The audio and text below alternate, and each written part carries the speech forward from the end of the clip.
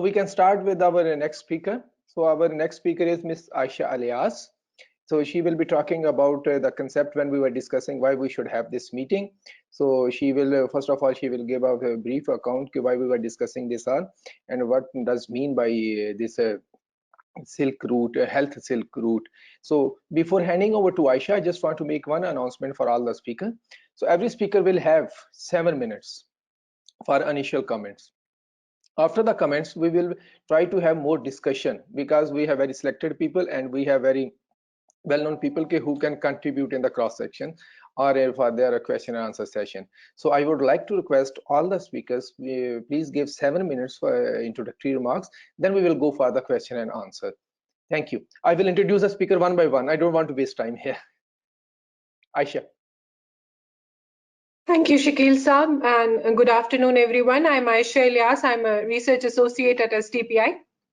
I would give my 2 cents on the topic in form of a little background to the health silk route. As COVID-19 spread took the shape of a pandemic, finger pointing began very early as Wuhan virus or the Chinese virus, which now is redirected as virus PR, politics of generosity, and mask diplomacy. Now, contrary to what appears as an opportunistic approach to the critical eye, the health silk route concept is not new. The term was used during President Xi Jinping's visit to Geneva in January 2017, where he signed a memorandum of understanding with the World Health Organization, committing to the construction of a health silk road that would aim to improve public health in countries along China's Belt and Road.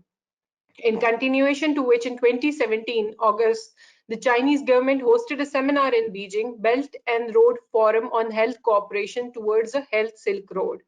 And the Director General of WHO praised President Xi's visionary proposal for utilizing the Belt and Road network to strengthen cooperation in the health sector. So the criticism toward China's effort to utilizing the outbreak for a virus PR is negated here. Now we know, and Shakil Saab would agree since he has a very deep understanding of the Chinese culture, China is run by tradition. And there is a saying by Confucius, you throw a peach to me and I give you a white jade for friendship. So when the virus broke out, China accepted help from 80 countries and 10 international organizations. And it is interesting to note that some of the help arrived on chartered flights that the country sent to evacuate their citizens from Wuhan. So China, since March 1st, has helped more than 50 countries. It has announced to extend assistance to 82 countries, WHO and the African Union. And the help include testing kits, masks, personal protection equipment, ventilators, and health expertise. It has so far given $20 million to WHO for COVID-19 efforts as a reciprocation of the help extended to it. Critics say that it is deepening ties with countries that have been receptive to its outreach as it assumes a larger international role. But let me be the devil's advocate here. We have the example of Italy. Italy had asked to activate the EU mechanism of civil protection for the supply of medical equipment, but not a single EU country responded to the Commission's call, and only China responded bilaterally. Italy was extended support from China, Cuba, Turkey, all the unusual allies in a time of crisis, while EU members such as Germany refused to send equipment. And the only global power, United Nations, so far has not done itself any favors with its own pandemic response. So more than China's speculated ambitions, it is USA's relative absence from early global health leadership that has left China plenty of room to maneuver. My last point is about China's diplomacy.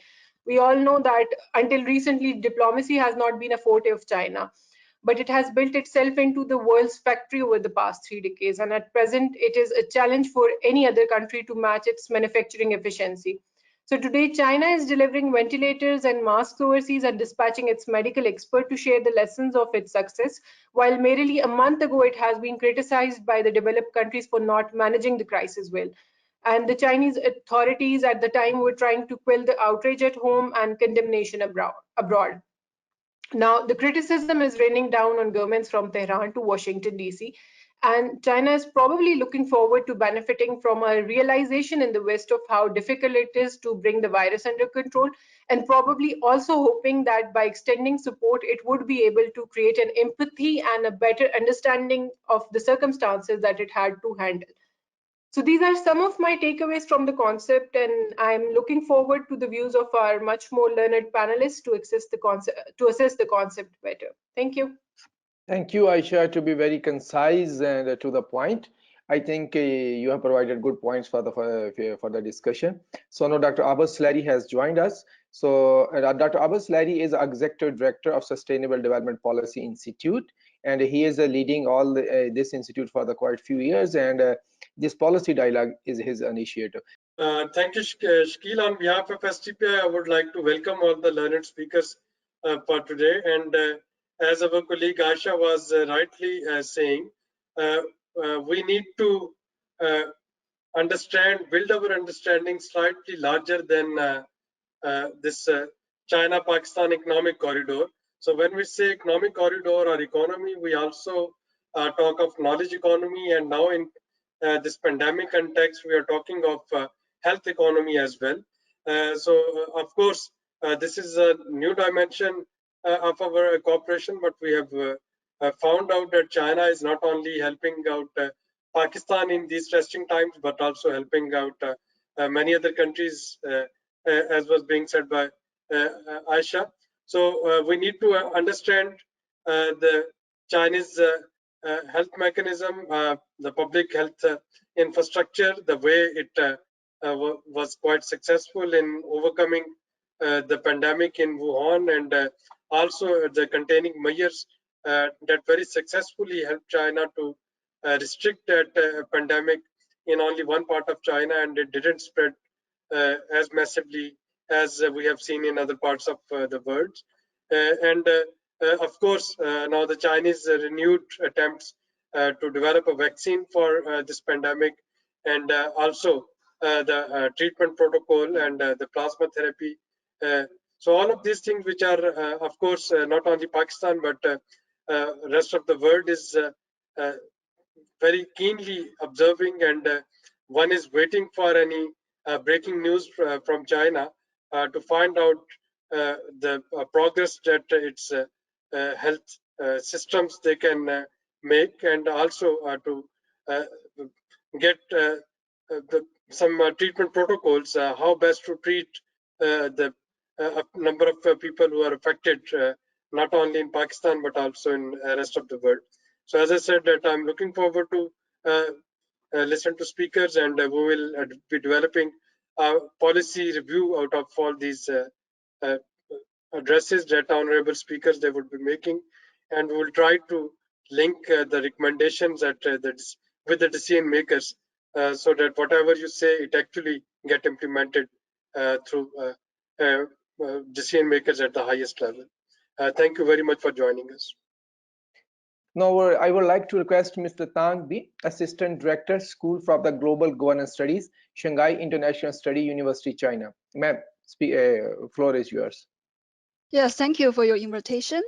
I'm glad to be here to talk about the health, this topic. I'd like to talk about 3 points. First is, what is the epidemic situation China is facing right now?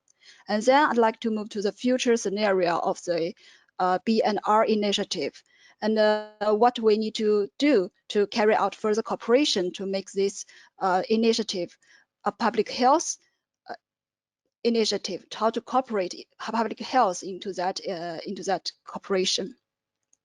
Also, we all know that Wuhan is the first city to be hit by the epidemic, and we know that after the State Council of China learned about the epidemic situation in Wuhan, especially that the virus can spread effectively from person to person, then it decided to act quickly.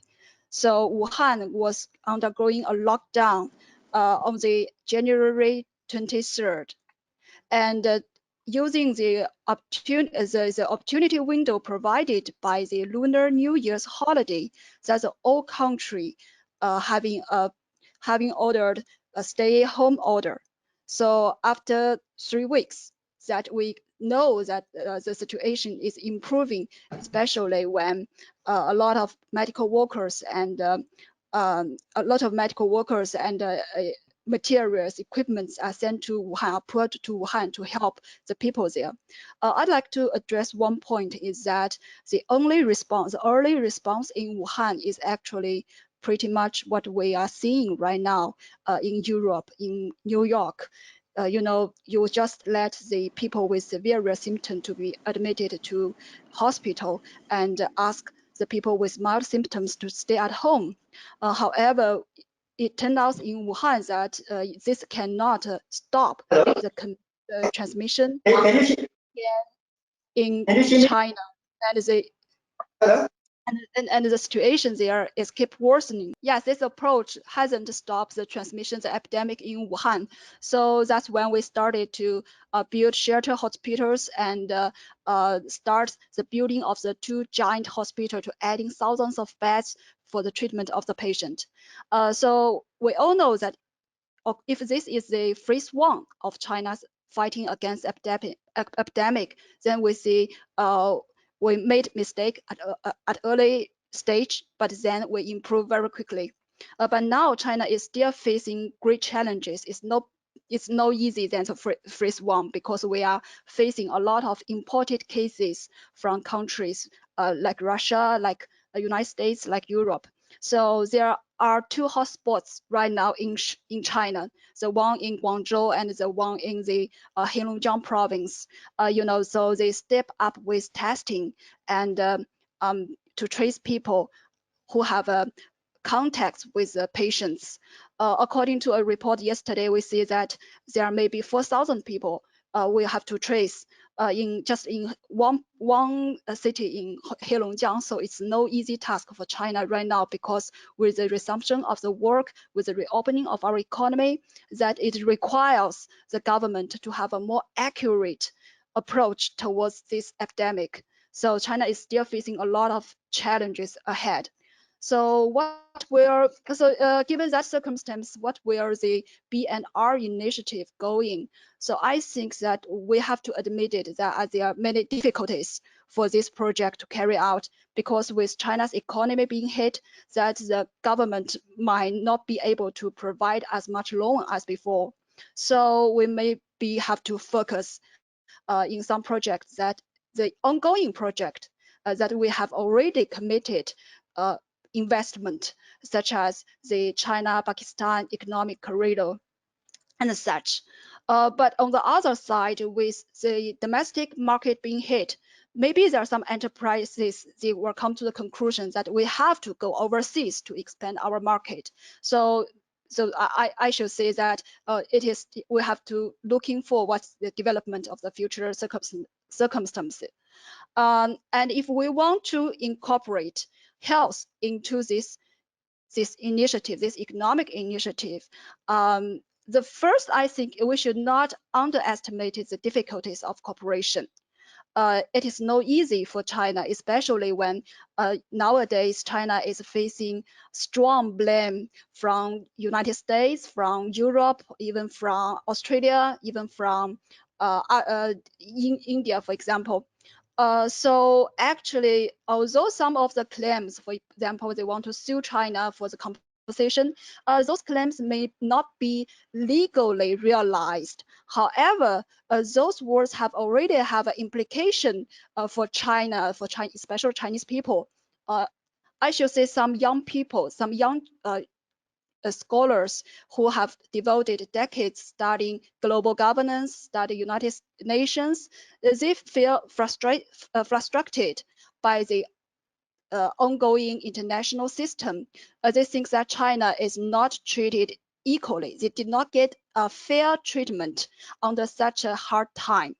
So in the future, if this keep going on, if this phenomenon keep going on, and it may force China to be more focused to its domestic issues, or even to move the focus to the regional arrangements to solve some problems that do not require big power coordination. And I don't think that is a good news for the world, for the majority of people there. I think there are 3 points to be made for the future health cooperation between China and its partners. I think the first is trust. The trust should not be underestimated. For now, just as our speaker have mentioned, China has dispatched a lot of medical teams to countries. But for now, we can see that the smooth cooperation can only happen when you have a mutual trust with each other. For example, the Serbia is a good example. They trust Chinese medical teams, they trust their suggestions. So the mission has been extended twice. So this is the first thing I want to mention, trust, because for now, the epidemic has gone beyond a medical problem. It involves a all sector solution. So, this is huge. It is not just technical cooperations. And the second thing is what agendas should we put forward for future cooperation?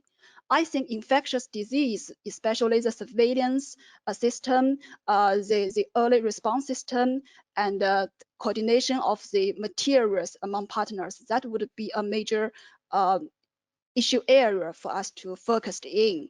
But it's also important for the partners to identify their own needs. So all the partners should identify their own needs and to see what is the area we can actually work together. So it should not be an agenda set pre-hand.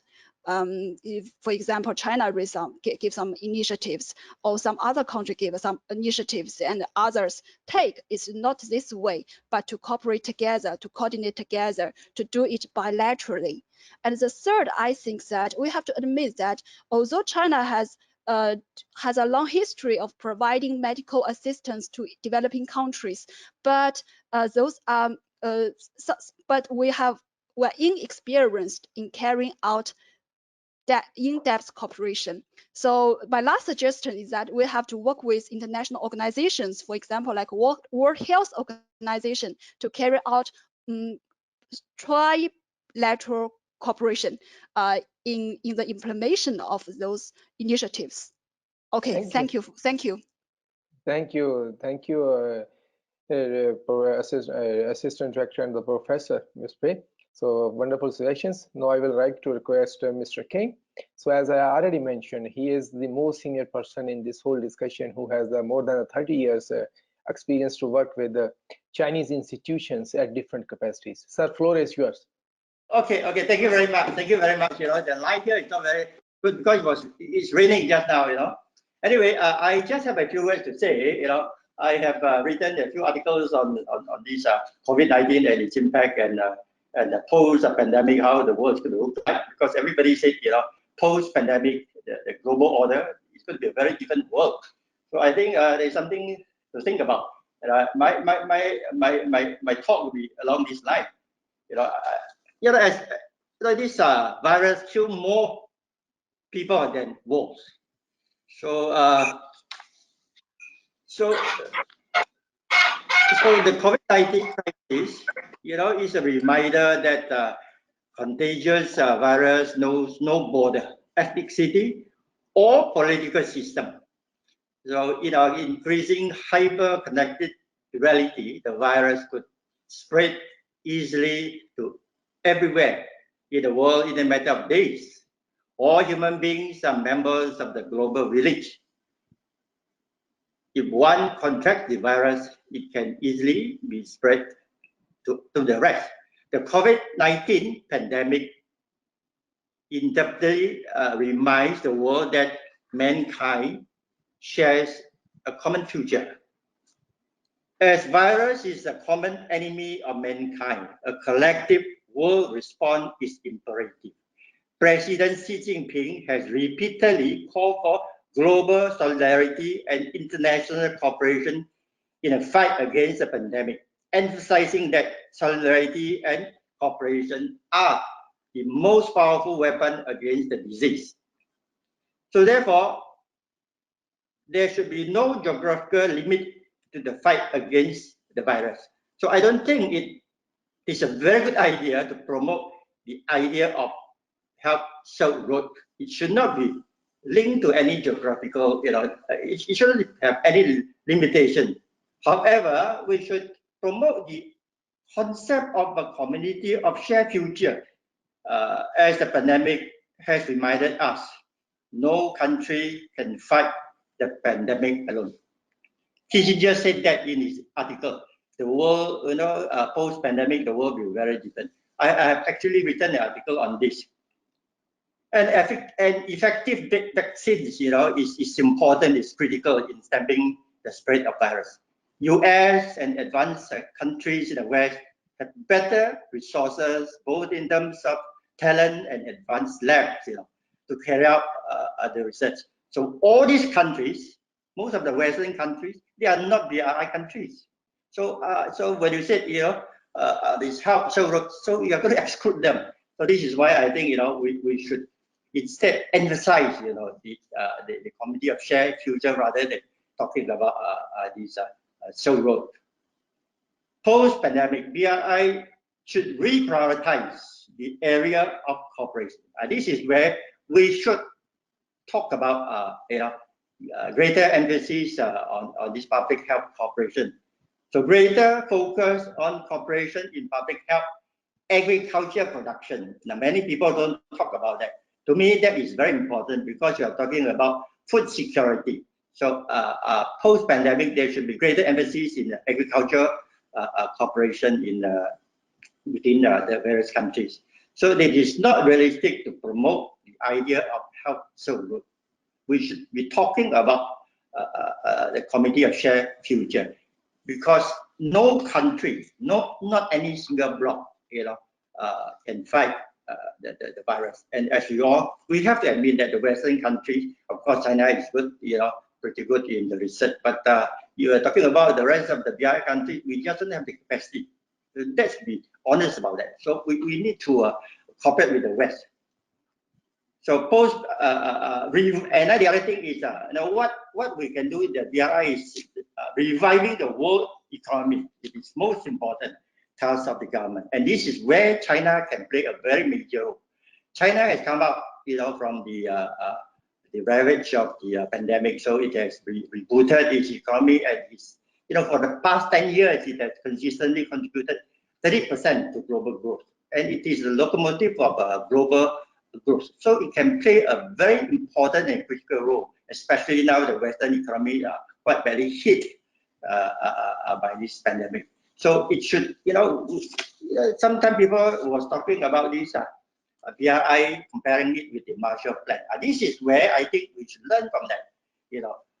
The post-pandemic, BRI can play the role of this Marshall Plan to revive the economy of this country, not hit by the war, but hit by the pandemic. I think this is something that we should think about.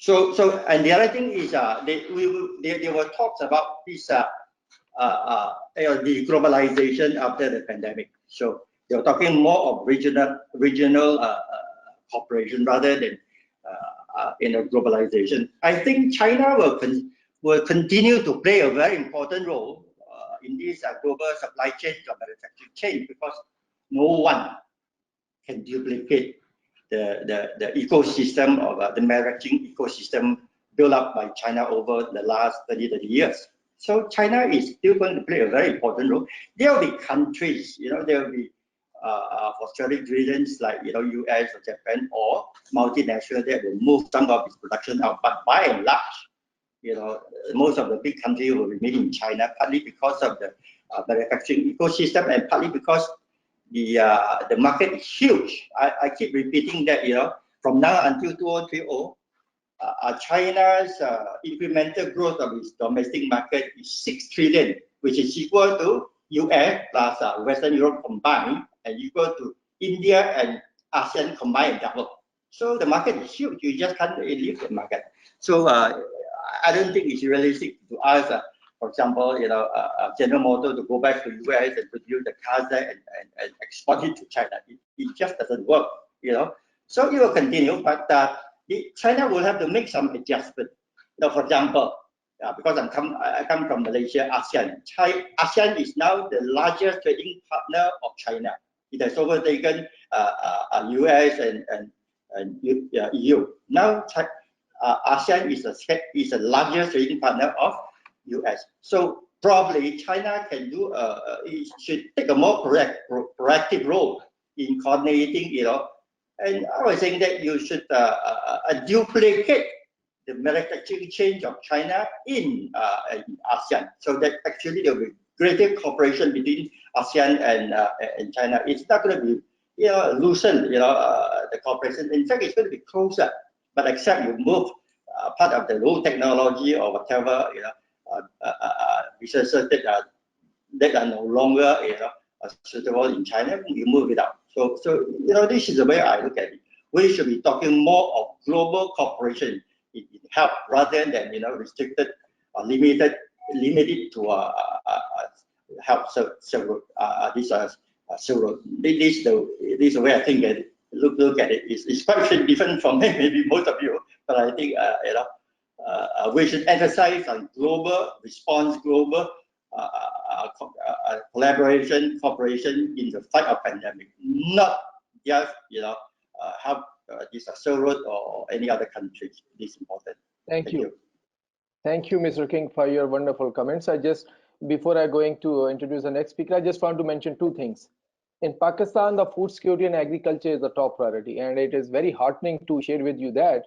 So our executive director, Dr. Abid Qayyum Salari, and one of the participants, Professor Iqrar Khan, they are the leading force in Pakistan to work on food security and agriculture during the COVID-19. They are working with the Prime Minister Office, they are working with the Parliament, with the National Coordination Committee. So it is very important point which you have mentioned, and we are good. It's good to note that in Pakistan, so we have already taken a serious step on that. And if you need any further, you can say information, you can contact Dr. Abid Qayyum Salari and Professor Iqrar Khan. They can give you a more brief on what efforts they are putting. Now I would like to request our next speaker for the discussion, and he is Professor Hasan Askari. So he is a well-known scholar in the European Union on the subject of the Belt and Road Initiative.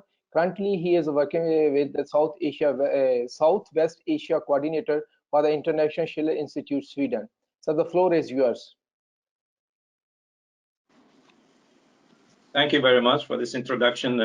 I'm calling from Sweden, but as Dr. Shakil said, I've been working with the International Schiller Institute for many, many years.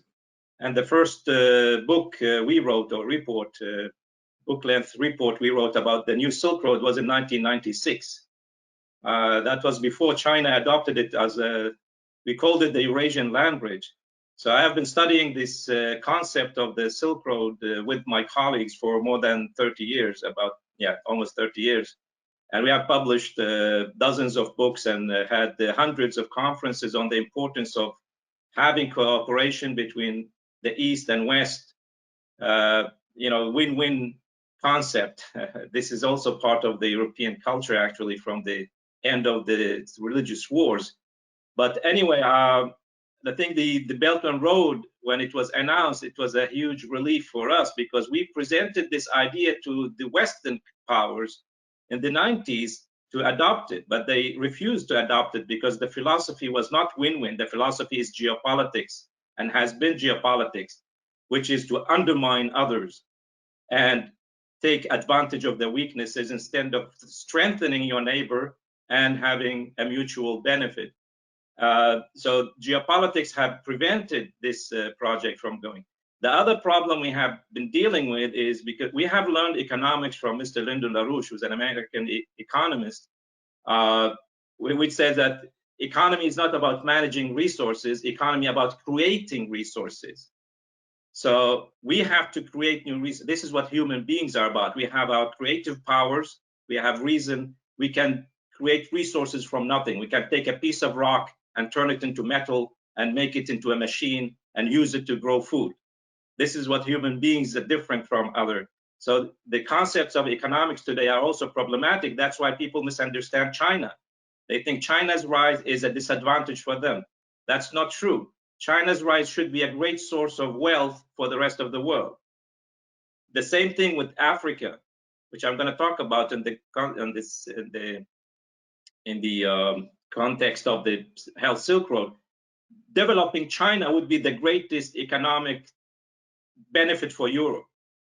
Developing Africa, because Africa is the future of the world economy. It has a huge population, it's a young population, and have enormous resources. So the thing is, what we look at is not how to manage existing resources, how to compete, but how to create new resources. And our idea, and we believe that the Belt and Road will provide, because we need infrastructure. If you don't have infrastructure, you don't have modern healthcare. This is a very basic concept. You see, in the United States after World War II, they had a good way of thinking. There was a law issued, it's called the Hill Bertrand Law, which made a law that how many hospital beds you need for each 1,000 people. And the Hill Bertrand says for each 4,000 people, you need to have 4.5 beds for each 1,000 people in the United States. And that was the standard.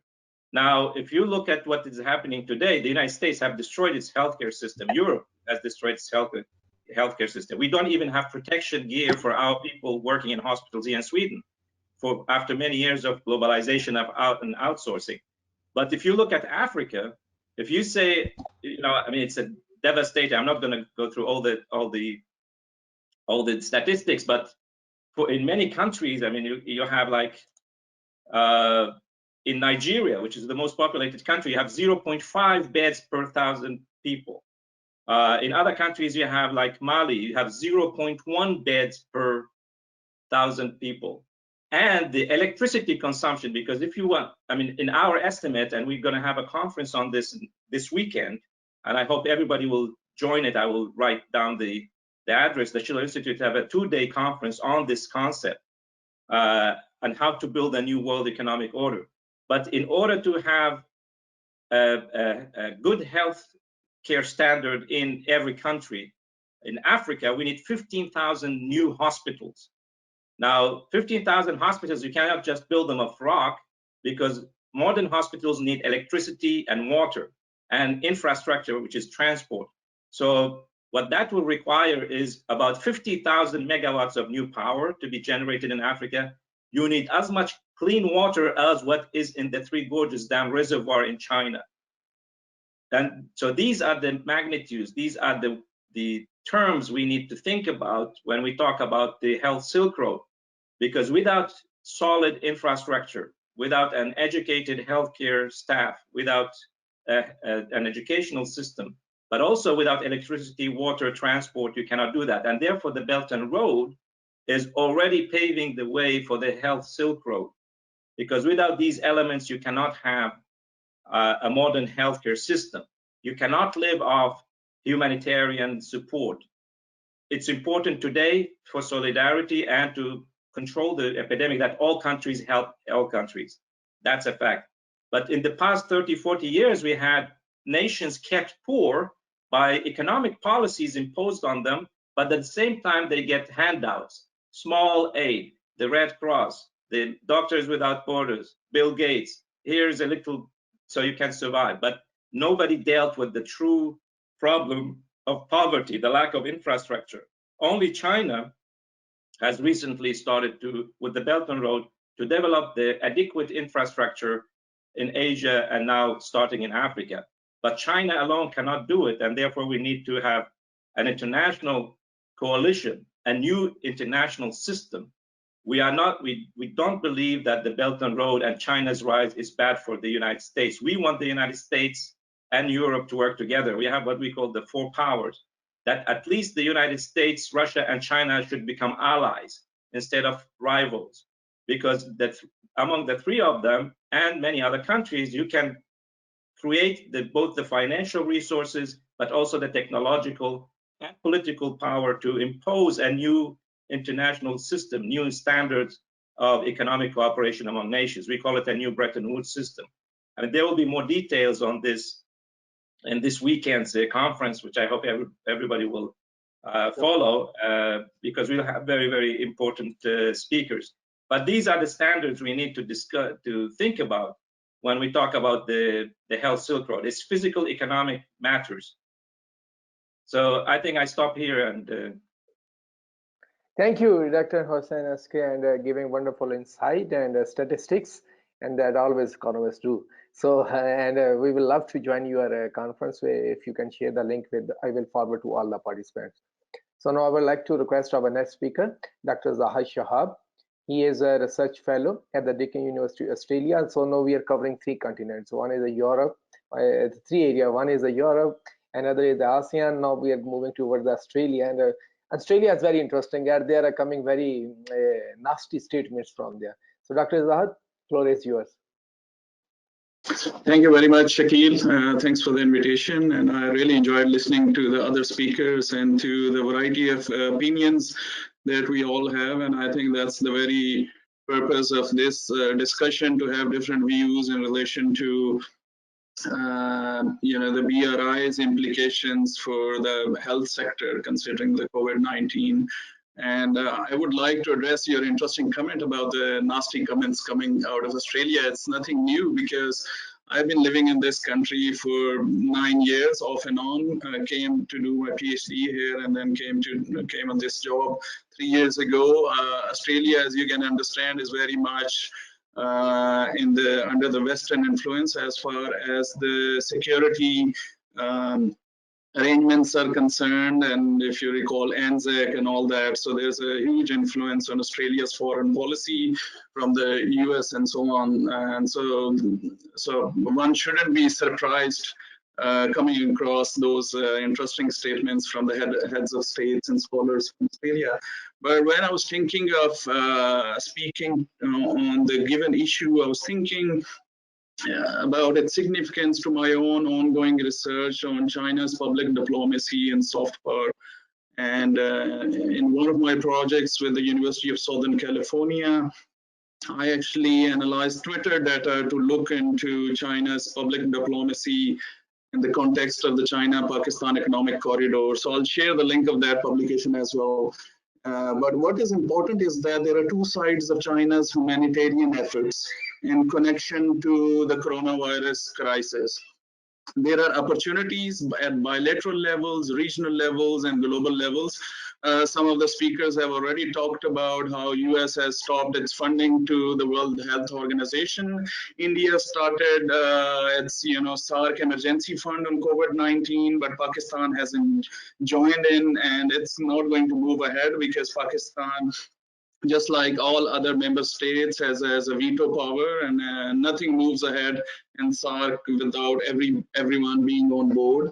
And so there are opportunities at various levels in China, and as scholars have written, public diplomacy is all about availing opportunities and creating opportunities. So through all these humanitarian efforts, which are not limited to all the BRI countries or to the Silk Route countries, it's a much broader scope.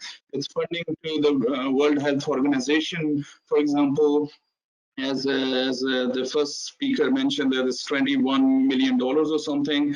In the context when US is an anti-WHO mode, I think this funding is going to be very significant, considering the global scale of the pandemic.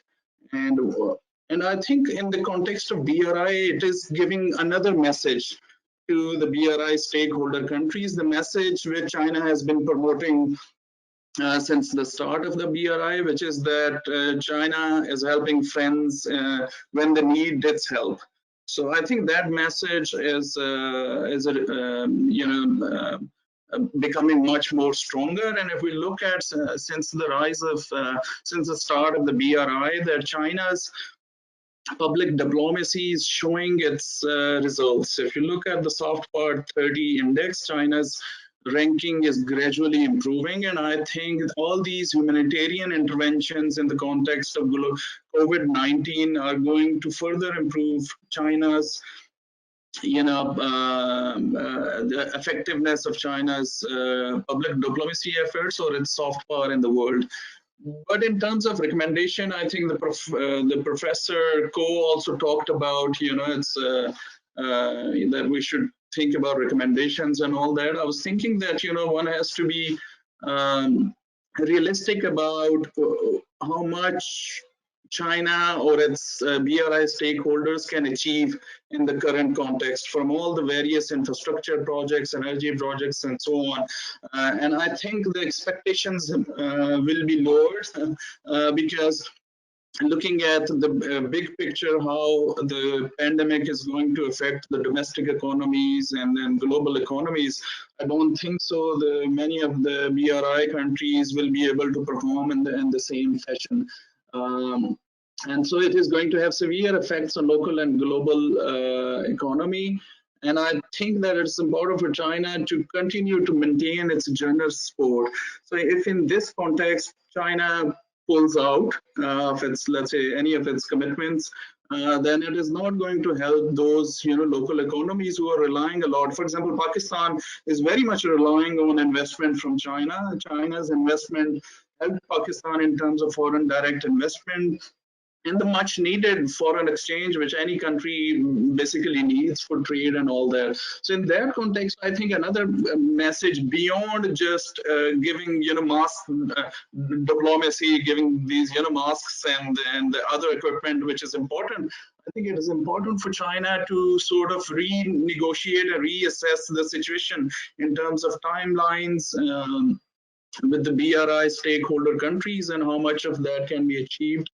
And besides help in managing the crisis, for example, in BRI and other countries, it's important that China continues its investment in BRI, stakeholder countries, especially with the focus on the health sector, because such pandemics can happen anytime. We still don't know for how long it is going to go on. My university, for example, has told us to be prepared to stay at home and work from home for coming 6 months or so, and that is a very long time, and I think it is going to have long-term implications in terms of not only countries' economies or global economies, but also looking at the unemployment rate. There are many people who have already lost jobs in countries like Australia. Thousands have lost job, and then similar will happen in developing countries that are participating in the BRI. And I think the BRI should have now a much broader scope beyond just infrastructural development to, as Professor Askari said, to development of the health infrastructure, for example, which is needed, but also in terms of creating jobs or keeping people employed, for example. Yeah, so I would end here. Yeah. Thank you. So you got the indication what I was trying to say. Thank you, Dr. Zahad, for your remarks. Now we are moving towards the two very well-known personality from the Pakistan. So one of them is a career diplomat. He spent so many years, and one is international expert, and he also worked with the government. First of all, I will go to Mr. Mudassar Tipu. He is a Director General of China Desk at the Foreign Office of Pakistan. He spent many years in China as a Consul General. So he has first-hand experience of CPEC, China Cooperation, and working on the China. So Mr. Mudassar Tipu, floor is yours. Yes, thank you very much for inviting me. And of course, it was a very insightful discussion coming from various perspectives from Ms. Hasan, our colleague from Shanghai University, and then from Australia. And after me, Mr. Harun Sharif Saab will be rendering his own comments. I will be speaking in my personal capacity. I think we have been engaged with this pandemic since end of December 2019. And as Director General China, I have been intimately engaged with the Chinese government on a host of issues. And I think in the context of BRI, you know that it's a project worth billions of dollars. And going forward, it's going to be a project of trillions of dollars. And then it is going to involve somewhere between 60 and 80 countries and almost all the continents. So you can see the magnitude and the size of the project that we're talking about. And when we talk about BRI, Belt and Road Initiative, of course, China-Pakistan Economic Corridor assumes a very, very special importance as it is the flagship project of BRI. And, if you are going to have access to entire Central Asia, Pakistan is going to provide that space. If you are watching, the friends here are tracing the developments of CPEC in past 6-7 years, a lot of development has happened on CPEC. That means people will be coming across both countries. Now, hundreds, tens of thousands of people are coming to, are traveling between Pakistan and China. Chinese embassy told me that last year they had given visas to more than 100,000 people. This is a very large number. If you're looking at the flights that are operating between China and Pakistan, they have increased by many times. Of course, due to COVID-19, the flight operations have stopped temporarily. In Islamabad, you have about 50,000. In Pakistan, you have about 50,000 Chinese living at one time. But those who are coming and going out of Pakistan are much more. Similarly, you know that we have revised the free trade agreement with China. This is going to give a lot of export potential to Pakistan. Pakistan can really export a lot of things to China. Roughly, we are thinking that we can add up between $2 to $5 billion in a couple of years. We have about 28,000 students in China studying right now, and we had 624 students in Wuhan, and about 1,000 students in Hubei province.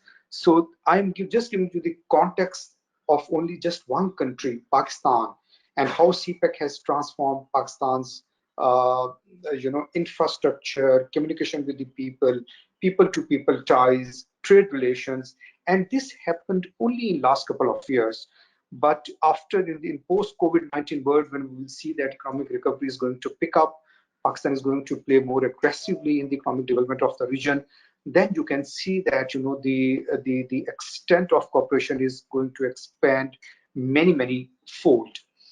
What are the lessons learned in COVID-19? I think everybody has stressed that deeper cooperation between the public health officials, agriculture cooperation in the knowledge industry, and of course, better border management. We have Pakistan-China border. A lot of people travel across that border every year. So in these areas, not only we have to go beyond infrastructure, economic development, financial development, to these issues which are going to affect billions of people. China has 1.4 billion people. Pakistan has 220 million people. Then we have neighboring countries with huge demographies, and these kind of pandemics, they know no borders. We know that there is a virtual global shutdown for last 3 months. I must take this opportunity to tell you that what we did with China. Our Prime Minister spoke to President Xi Jinping, and he expressed loss over lives. And then he said that, we will deepen our relationship in the wake of this crisis.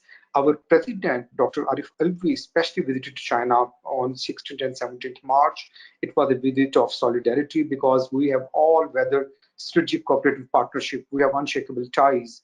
So in order to reaffirm our commitment and our friendship to China, our president went to Beijing. He met President Xi Jinping, Premier Li Keqiang, and Chairman of the National People's Congress. Our foreign minister spoke to his counterpart, State Councillor Wang Yi, and in all these discussions and meetings, they talked about mutual assistance, cooperation at the people-to-people level. A team of Chinese medical experts visited Pakistan for about 3 weeks, and I think they helped us a great deal.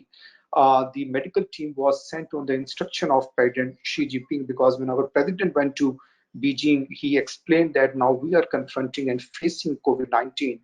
And then President Xi Jinping was gracious enough, and he said that when the outbreak happened in Wuhan, Pakistan sent us the PPEs, and then Pakistan extended its support. So this is the time that we are going to stand by Pakistan. So a team of medical experts came. It went to many health institutions, and the expertise that they had gathered, it has really helped us a great deal, both at the academic level and of course at the policy level, because ultimately in these issues you have to combine the two. And another thing which has greatly helped Pakistan from China is the Chinese assistance. Just to give you a context, of course, this is an ongoing process. We have received $4 million of cash assistance from China, about 329 PCR kits They have pledged 357 ventilators, defibrillation monitors. China has pledged about 500,000 N95 masks. Sorry, 500,000 medical masks and about 700,000 N95 masks.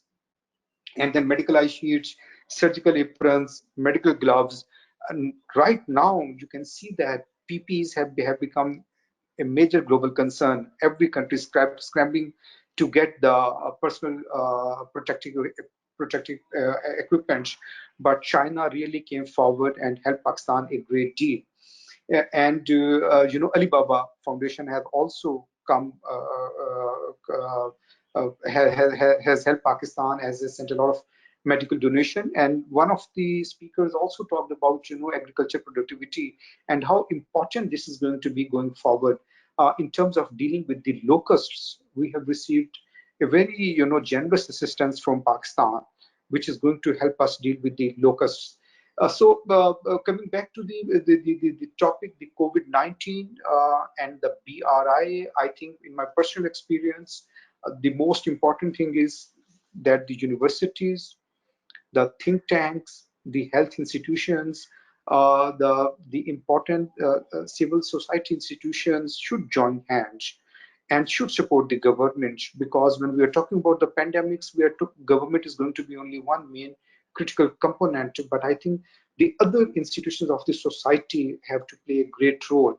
And from Wuhan, we have learned that the cultural traits of China played a critical role in managing and containing the COVID-19. And I think this is a remarkable experience that within 2 months, a country of 1.4 billion people, and the outbreak was a very major challenge. But President Xi Jinping went to Wuhan, Premier Li Keqiang went to Wuhan. So I think a lot of experiences are to be learned very objectively, very empirically, and in a very scientific manner to understand that how the global countries and regional countries can learn from each other. And for Pakistan, I think it's a very important opportunity to reconsider its own health infrastructure and to learn from experience of China. And when Chinese doctors were here, they told that Chinese traditional medicine has played a very important role in dealing, in curing the patients. So I think the culture plays a very important role. Pakistan is a very vibrant culture. We have a history of thousands of years. Our own system of medicine has been very helpful. And of course, cross-culturally, we should look into these possibilities and think that and how do we ensure that going forward, we have better medical systems where we can predict. Of course, pandemics are very, very difficult to predict. But if we go scientifically, if we collaborate at a much larger level, then I think we can create systems whereby we can predict pandemics, and then we can deal with them. Thank you so much. Thank you.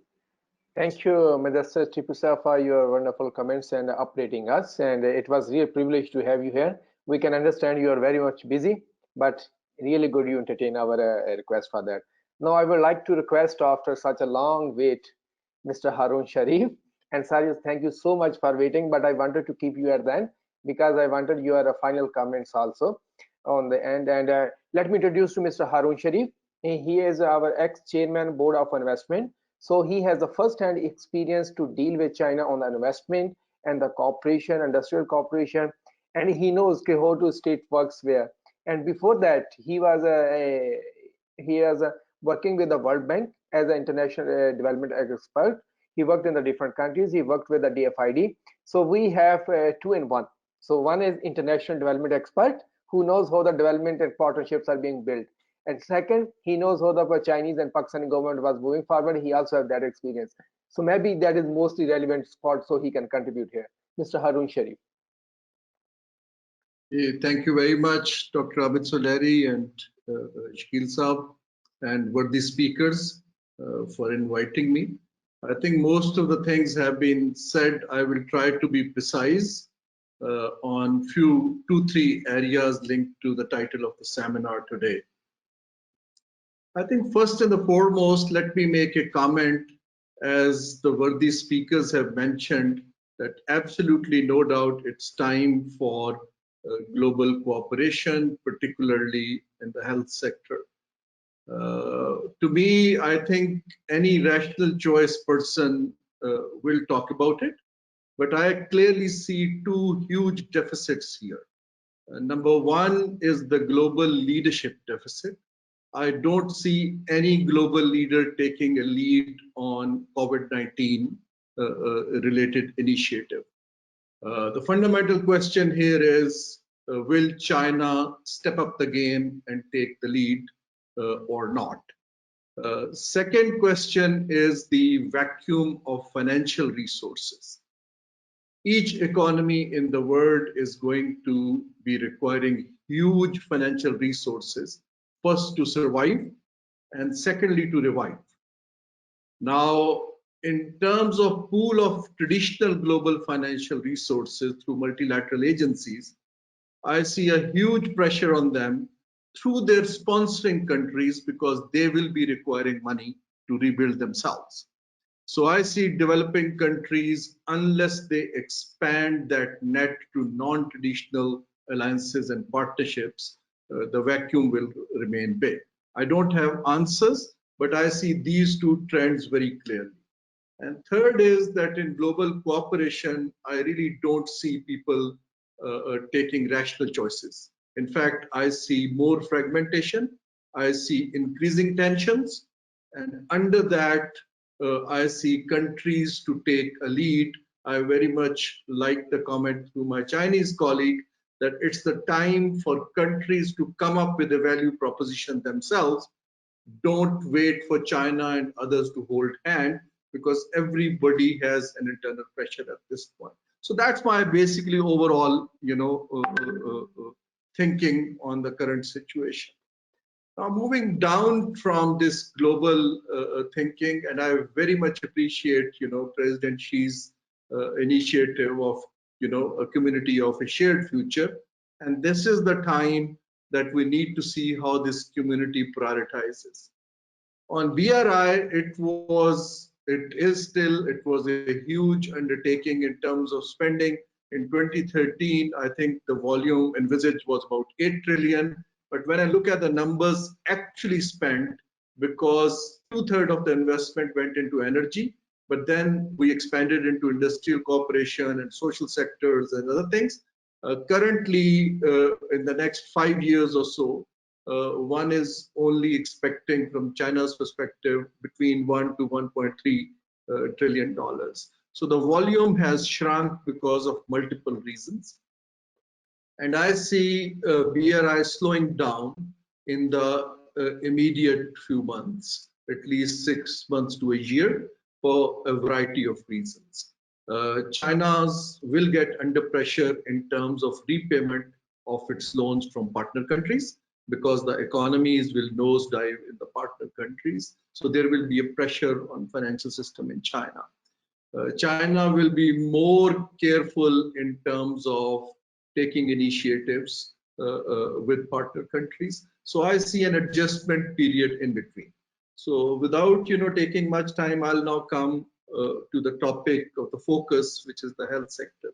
In our last seminar and in my recent articles and one detailed paper, I have argued that this is the time for China to take a regional lead on basically declaring a human development initiative. Health sector alone could be part of it, but basically if China's BRI has to succeed, the markets need healthy and skilled workforce. And it is in the bilateral interest of BRI countries to actually work on human development. Most of these countries which are partnering in BRI, they are quite low on the human development index. So I think that's where we need to take this forward. I have some very practical suggestions in terms of China-Pakistan economic corridor. I think here, my first suggestion is that Pakistan should develop its value proposition for China in shape of a white paper, which in the current stage of government, they do not have the capability and they are in the reactive mode. I think organizations like SDPIs and universities and public sector experts should volunteer in and help put together a proposition. Otherwise, we'll continue in the talk shop mode for quite some time. It should have concrete things. And some of the concrete things in terms of Pakistan, what has happened is that China-Pakistan economic corridor has now moved into the next phase, which is more focused on social sector, agriculture, and industrial cooperation. Now, in these three areas, it's a cross-cutting theme of human development. And let's say for industrial cooperation, I think it's the right time that we announce a joint health sector or health industry economic zone. Now that particular zone, Pakistan is pretty good in value-added textile, light engineering. I'm dealing with Pakistan Engineering Development Board. We are almost there to develop indigenous ventilator machines. So I think already a company I'm on the board of has developed the COVID masks, and it costs less than $1 a mask. So I think scaling up the future demand, if we can have a China-Pakistan partnership in shape of a health sector economic zone, where we do it on commercial basis, but also subsidize it. That's my number one recommendation. At the same time, I think the world has already changed. It's going to change further. And we need to focus on the type of skill mix we will be needing for the workforce. And that is where the investment in human development will be needed. This remote working is not going to go away, let me assure you. So we need to think, how the operations, the business environment will change, and we need to do joint investments in skill development very clearly. Two more areas. One area is that if you look at Pakistan's response, and very rational response, number one is that we have looked at the poorest of the poor and the people near the poverty line. And that's where our cash transfers are going. But at the same time, the central bank has come up with a fiscal space for corporate sector, listed companies, and large people who borrow money. There's a big gap in between the poor and the rich, which is looking for Pakistan's. If you look at the employment profile, 42% of our people work in agriculture sector. About some 35% are in the services sector. And that is where this SME gap is. And that is where Pakistan should seek China's help to fill that gap, because we do not have the resources. And I am now looking at, for instance, in health sector, the capacity of existing hospitals, both public and private, can very easily be doubled, both on commercial basis and both on grant basis.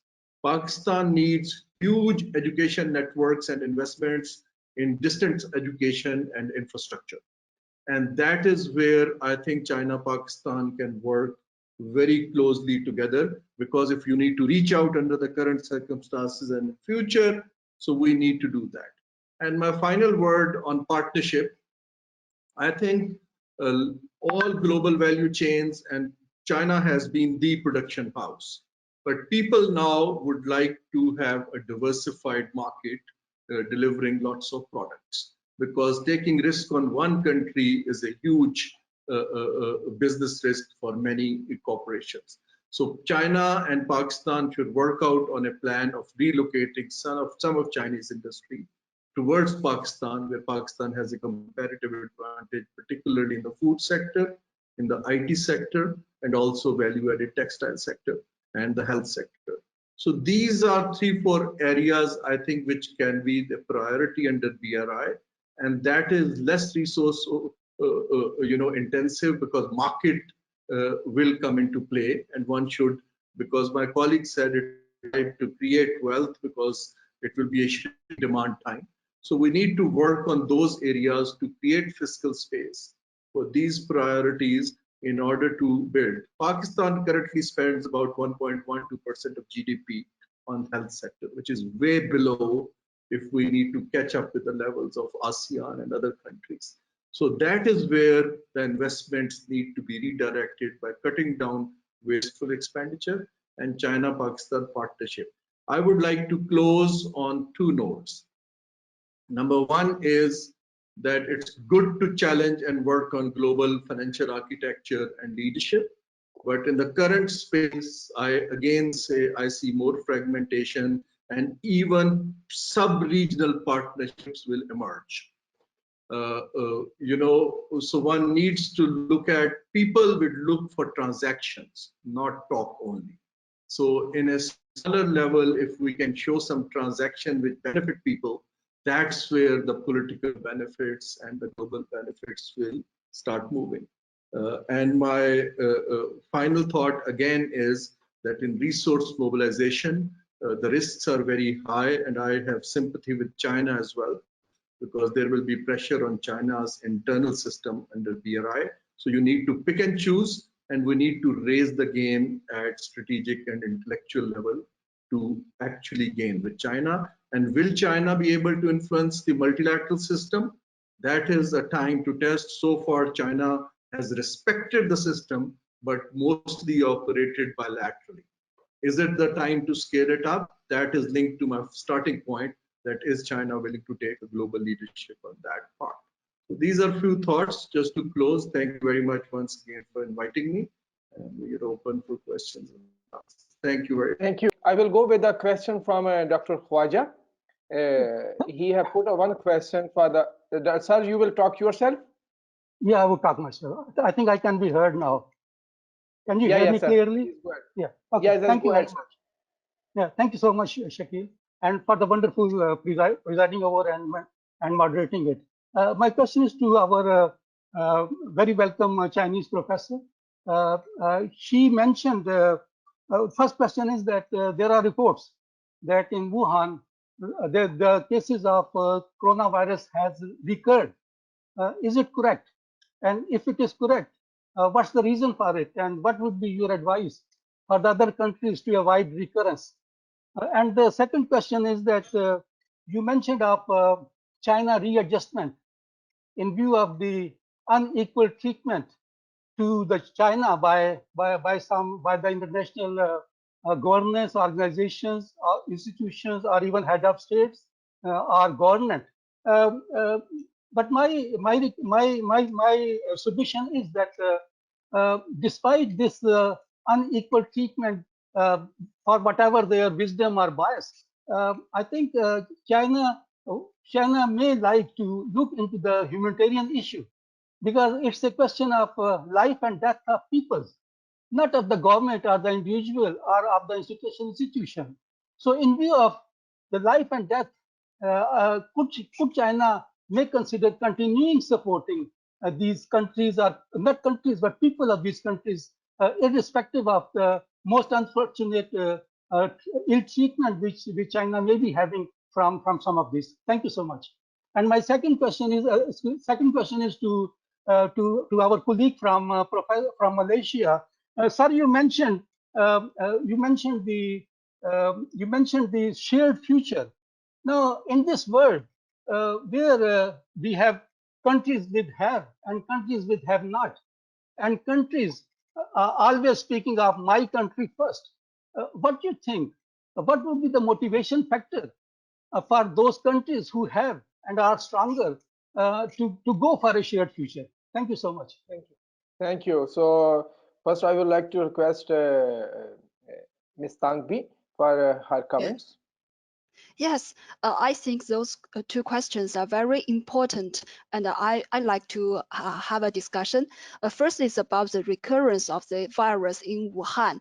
Actually, I haven't seen any official reports of such a situation, but I assume that you may refer to two phenomena. The first is that we have noticed that the Wuhan health sectors, they have adjust the numbers of people who have died of this virus.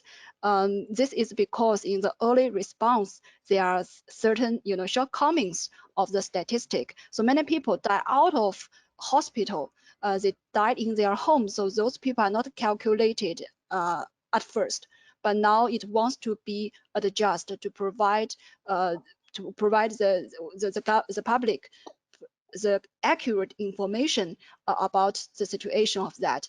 And I think that as another phenomenon might be referred to is that some patient after they are released from hospital, we assume they have been recovered from the disease, but they have again tested positive. This has been reported for some time, and according to the medical experts, this says that this is because this might due to the residue of the virus, so they cannot pass the virus anymore, but they still test positive. This is only my two guesses, but I think you refer to is a much deeper fundamental question about the credibility of the information we are receiving from official channels.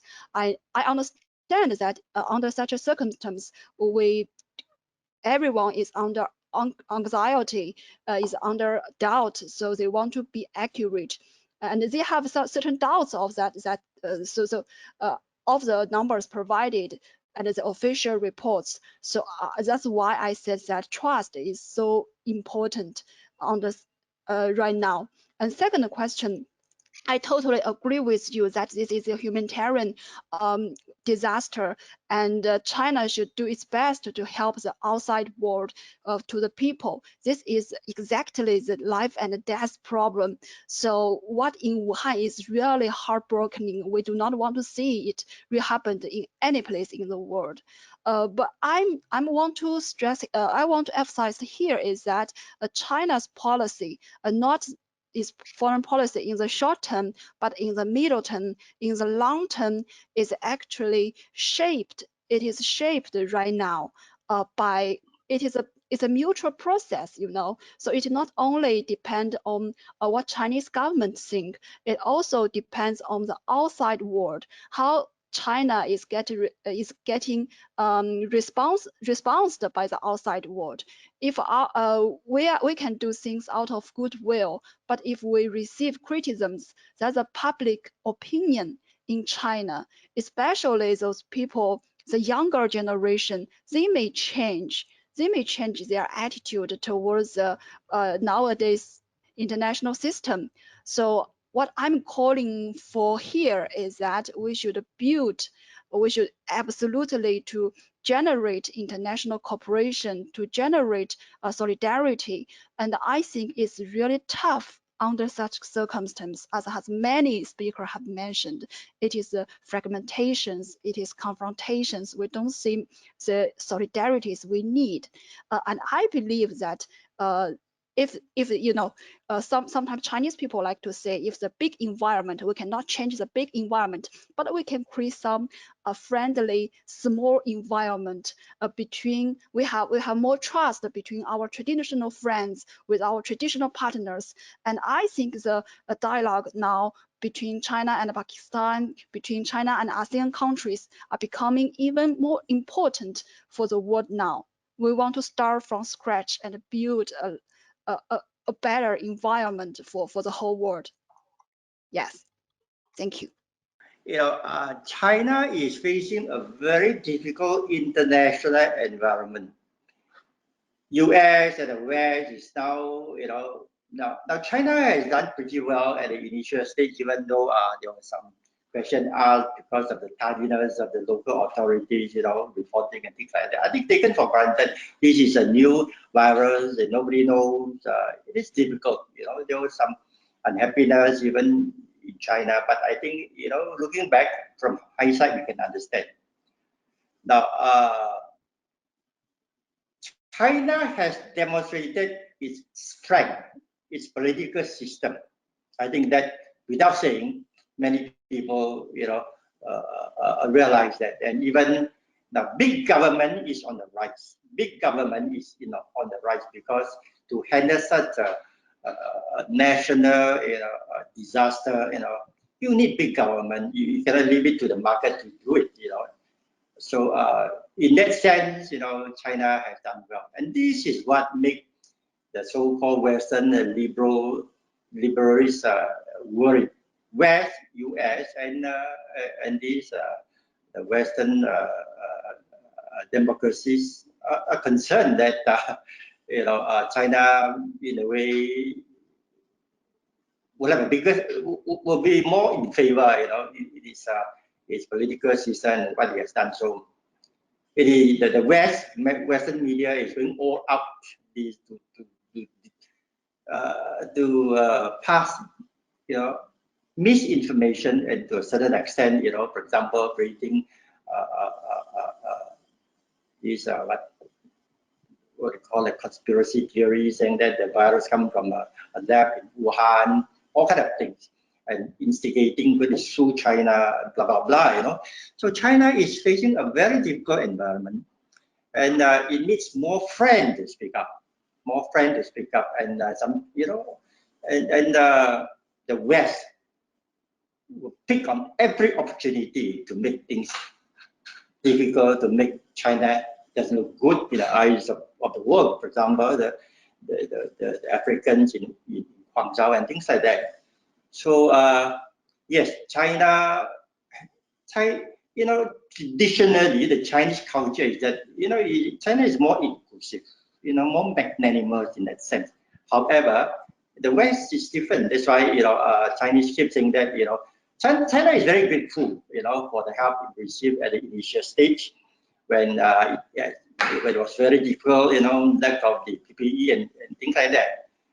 So now once there's put the pandemic under control and step up its production of PPE, and it's sending out this PPE to many countries. However, some of this good gesture were being twisted, and people are accusing China of practicing political generosity, mass diplomacy, all kind of things. So and the Western media, and the world media is dominated by the Western media, so it's difficult for China. We must admit that. And of course, I think there are also room for China to improve the way it handles international publicity, things like that. So we do not deny that. So and because of the experience of pandemic, countries are closing its border, so there is a talk of the globalization. However, I don't think globalization has come to this. You can't look back. You just have to refine, fine-tune. And I've been proposing this idea of a new era of globalization would be a community of shared future. So that will add in more human touch to it instead of just trade and investment. So we should promote this idea of the community of shared future, because the pandemic really taught us a lesson, what it means by community of shared future. So that means when we say community of shared future, we are talking about all countries, poor and rich. Now the pandemic has really struck all the countries very badly. Poor countries, advanced countries. Look at US is almost at the brink of a collapse. Like thousands of people are queuing up for food. So it is difficult time for everybody. So we should promote engagement, more understanding between West, East, Africa, China, Asia. So that we work, towards a better future. The world will change. However, I think the hearts of the people will remain. Even though under this so-called social distancing, we do not meet each other, but we can, just like what we are doing now, we can still talk through internet. So technology will play a very important role. Decent learning, decent medicine, these are things that people will change the way you work. And talking about this agriculture, it's very sad that you see these moves in Wisconsin, in US being poured away, and even in my own country, vegetable lots, or in other countries. So I think internet, e-commerce, we should, learning from this experience, we should have a better platform in future. We come across this kind of situation, how we can better manage so that information can flow more freely to the needy. And instead of throwing away, you can do it by charity. There's a lot of things you can do. Human beings, as I keep repeating, we are one human race. We are one human race. There's no different what religion or color skin. So that is the way I look at it. We should work, we should engage East and West, and I really hope that more friends speak out for China. China is in a very difficult position right now because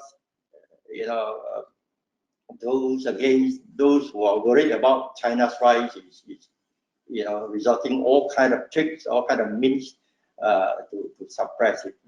Even during these difficult times. So that's my view on this. Thank you. Now I have a question for Mr. Hasan Askari.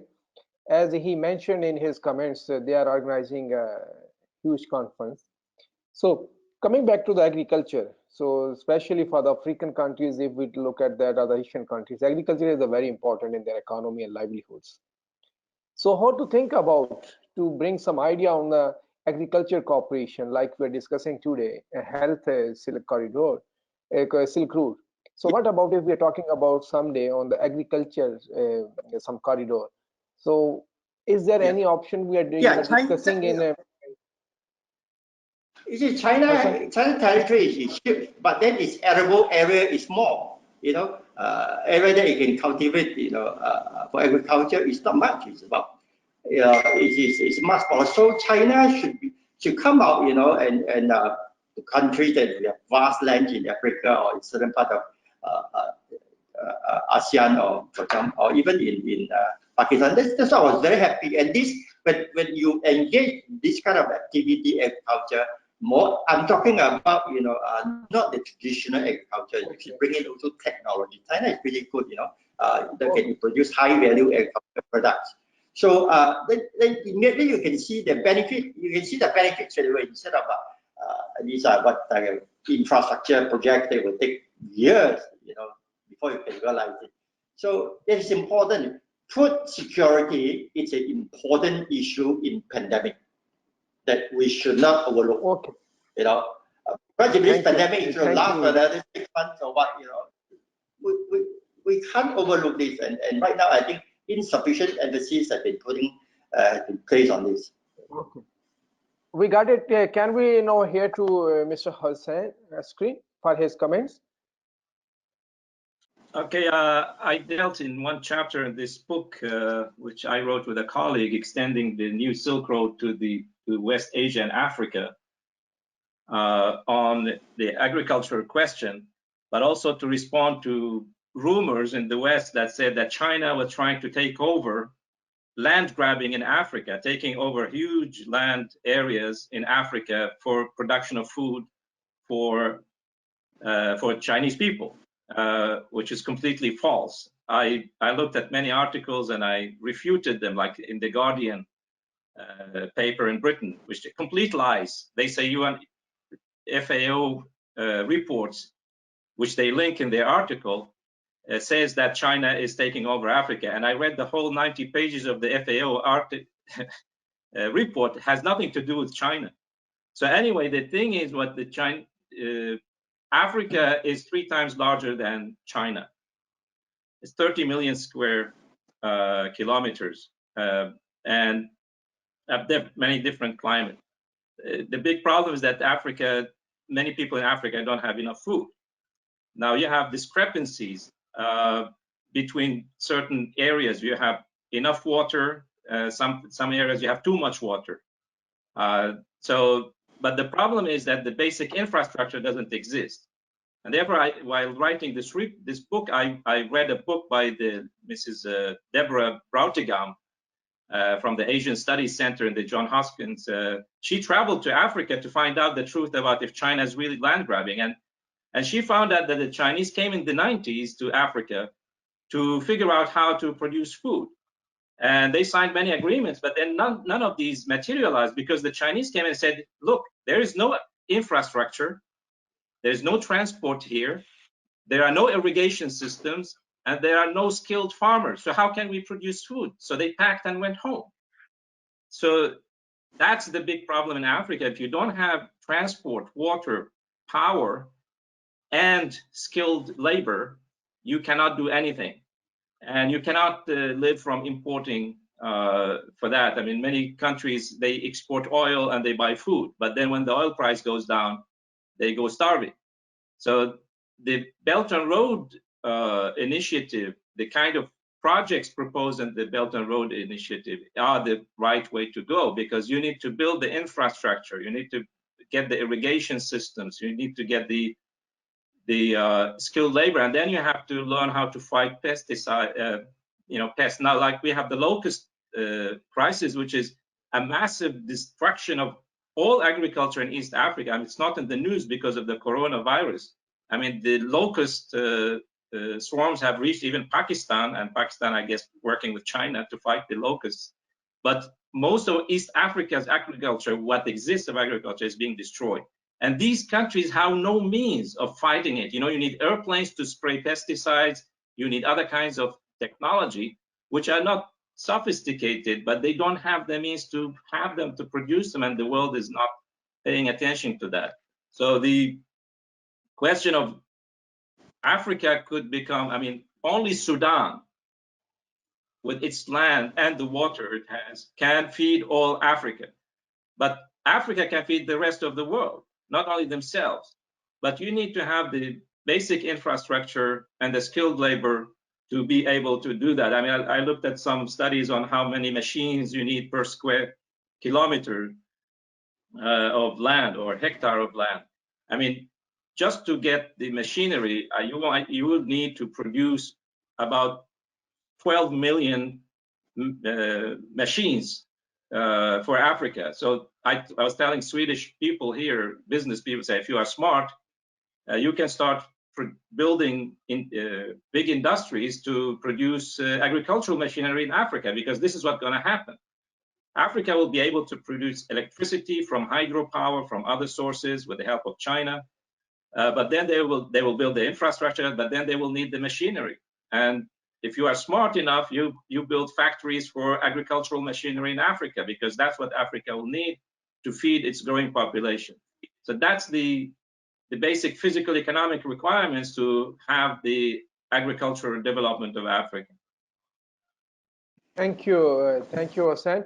I think we are done with our time. So let me thank all the participants for today's discussion.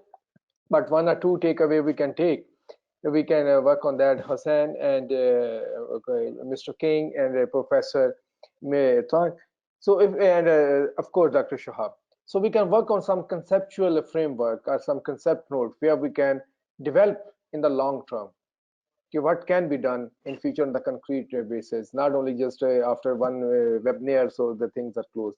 Once we are done with that, we can also ask comments from Mr. Harun Sharif and other partners. So that can be a good idea if SDPI can take a lead to develop some conceptual note work. So how we can work in the long run on the health silk route, and how we can work on that on the concrete basis, not just like a few words and a discussion and that's over. One thing, and second thing, I think Professor Ikrar Khan would be agree on that. We can, especially I can assist Professor Ikrar on that part. So if we can build on a agriculture corridor, so that can be another very good idea. On a third thing, if Zaha Shahab, if you can take a lead on organizing some SARC event, so we can have some SARC discussion, SARC cooperation, because you are working on the SARC for a long time, you're publishing on the SARC, so we can discuss this. With all these comments, I would like to thank all the panelists, Professor Tang, Mr. Ki Keng from Malaysia, and then Mr. Hasan Askari from Sweden, Dr. Zaha Shahab from Australia, and Mr. Harun Sharif, of course. He is a busy person, but he is so kind. Whenever we try to catch him, he is very much available. We can catch him very easily. Thank you so much, sir, for giving your time. And I know that especially you have to reschedule your lunch meeting with High Commission of Canada. So we are very thankful to you for making rearrangement. Thank you so much, everyone.